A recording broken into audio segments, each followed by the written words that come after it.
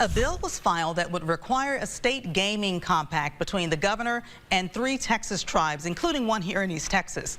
KLTV's Avery Gorman spoke with the Alabama Coushatta tribe about what the bill would mean for them.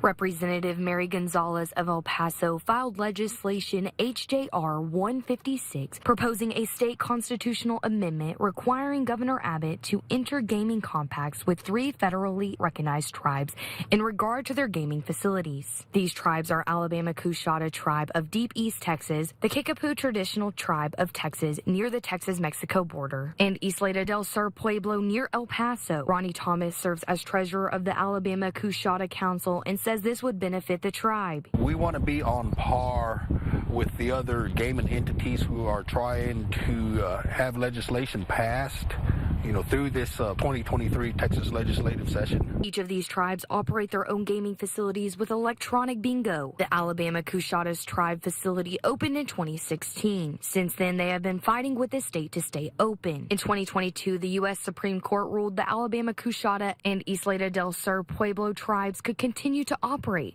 and the state dropped its case. The proposed compact would require the governor to regulate all tribal gaming facilities the same under federal law and will protect and continue to include the tribes in the conversation in regard to expanding gambling legality in the state. We are a sovereign nation, with that right to conduct Class II gaming activities. We just want to protect, our own interests and be on the same playing field. Representative Gonzalez said in a statement reading in part, quote, "These indigenous communities are very important to the life and culture of our state and to the economic success of their regions. It is important that we treat these communities with fairness and respect as they go about the work of providing for themselves."